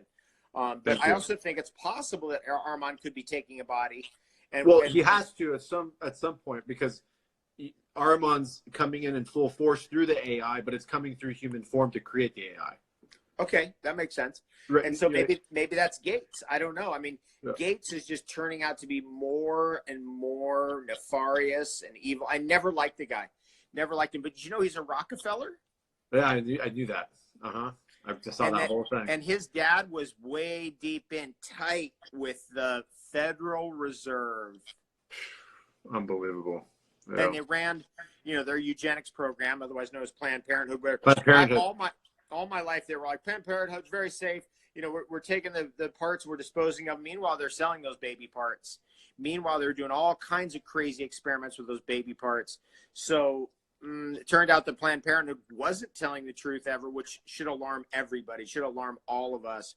That's gnarly. That's very interesting. But all this is getting exposed right now. They can't hide anymore, which is just the best ever. Dude, thank God. I mean, thank God, thank Source. You know, this is the cosmic giggle. This is a cosmic joke, but still, we're in a material construct, and enough's enough. It's like, how can you operate with such impunity when you have a mass of people, a collective of people that are sick of this shit? They're sick of this nonsense. They're sick of the confusion and distortion in the field. And I like to reference the fact that we talk about the Ahrimanic spell, and then on the other opposing force, we have the Luciferic tendency and the Luciferic impulse. And we're so saturated in Ahrimanic tendencies and the Ahrimanic influence that it's no wonder we're having such crazy reaction, Luciferic spirituality coming out. They didn't have an option. They didn't have a shot. You follow what I'm saying with me? Yeah, absolutely. It's like 333. Did we just lose Wolf again? What's up, family?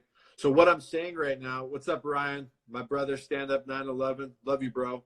What I'm saying here right now is that we're under such siege with the material complex, with the vaccinations, the medical science, all of that stuff, that it's caused so many people to have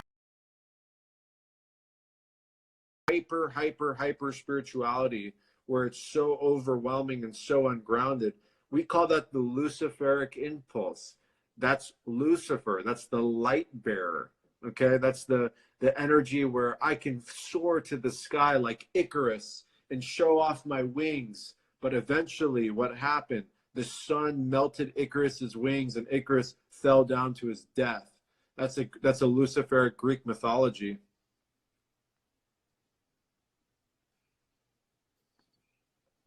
And so we gotta understand these cosmic forces. Okay, we gotta understand how these energies are. That was an excellent example of the Luciferic tendency. You know, Snyder's very clear that the Luciferic tendency actually can help us grow and become free. And Lucifer's influence is not nearly as dangerous as Ahriman's influence. Exactly. And many Luciferic tendencies have been built into the human being that's helped us individuate. And Steiner even gets into like how these forces that oppose us on both sides will be integrated into the human beings differently in the future, which is very interesting. At some point, he gets into that stuff. All of these things, by the way, from a bigger picture, is this is part of revolution. You need forces opposing in order to evolve. Otherwise, without the force opposing, there's no what is there? There's no creation at that point, and there's no gnosis of polarization. We have to have polarization to have an influence in the middle. Absolutely. At least that's the design of this reality, right? Unless we're just floating in hyper like, consciousness or outside of our body. That's probably the Bardo state. That's probably, the next dimension or whatever. But in this construct, there has to be a polarization. Yeah. Not to get confused with having a non-dualistic viewpoint. Okay, that's different. Duality, basing your life on duality is different. Actually, if you're basing it on duality, you're caught up in either Ahriman or Lucifer, right? Because you're forced in a direction and you're only choosing one direction, and that's the problem. And again, that's finding the divinity within the Trinity. And I like how you tied that in, that who we are, our individualism, our energy, our faculties, our reason for existence is a Luciferic energy that we have to cultivate, we have to compose within ourselves. And there's beauty in both of them. I even look at some of the Ahrimanic tendencies, and I can see that in a material world, we do need some structure within ourselves. We do need some disciplinary platforms, because there's such dynamics to this that if we, but it's finding that balance right in the middle.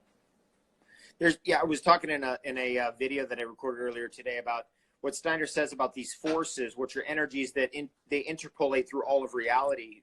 Lucifer, Ahriman, and the cosmic Christ in the middle, is that there is an important jurisdiction that Ahriman and Lucifer play within their own domains. Once they get out of their own domains, then the trouble begins. We're there. We're there. Of course, that's Western civilization. That's the 20th century, 21st century. Absolutely. Got it. We're actually Ahriman and Lucifer both got way out of their jurisdiction, and we need to put them back into their jurisdiction, which is happening. I mean, Steiner says that the Golden Age is or the Kali Yuga, the Age of Darkness, ended in 1899. We're on the climb out. Eventually, we work our way back to the Golden Age over 1,000 years, 10,000 years, 500 years, 100 years, whatever it is.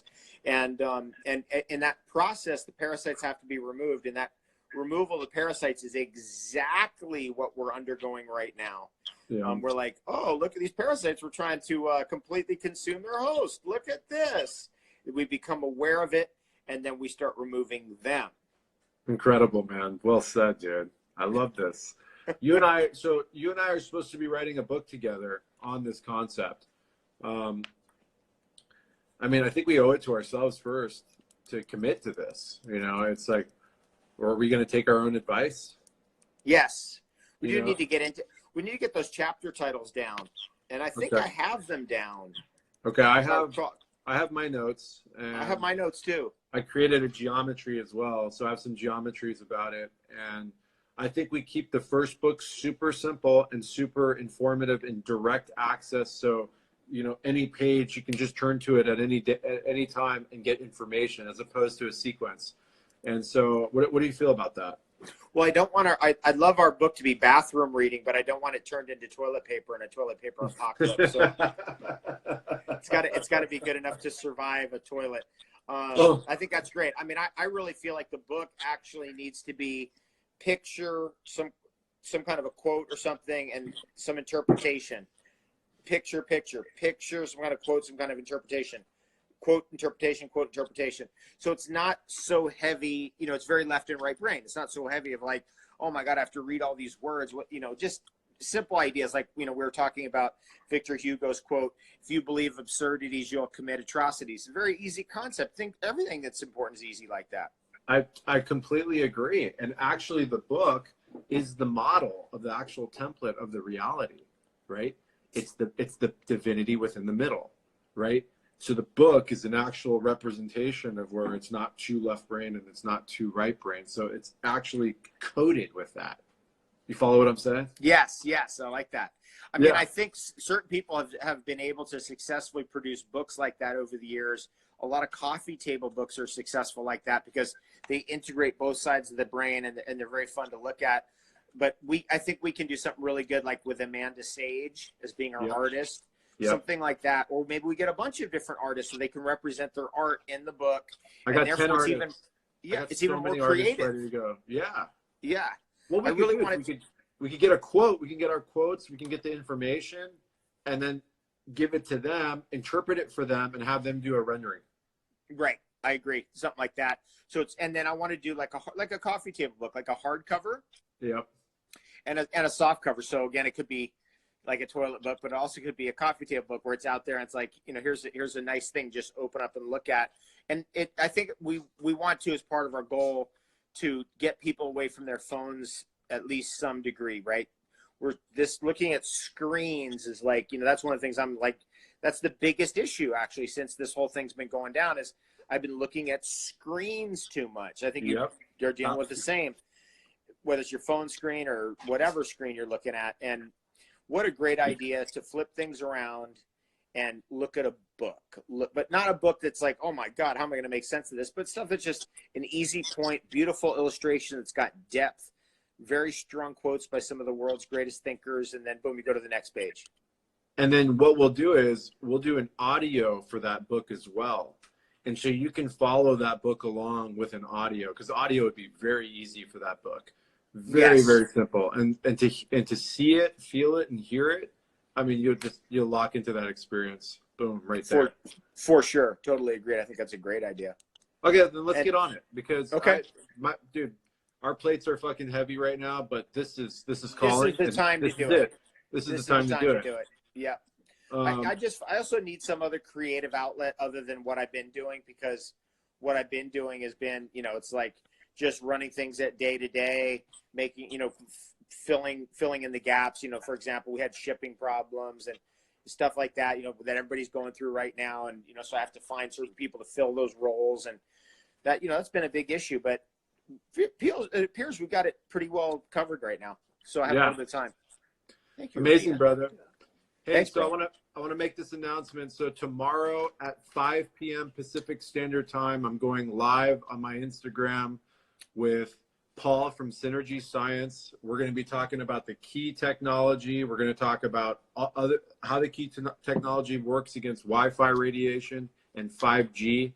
We're going to get into the details of the toroidal field that it emits, everything that you love. And then I also want to make an announcement that your podcast, I just got the best text ever from Paul Check. He's like, Chervin, did you listen to me and David?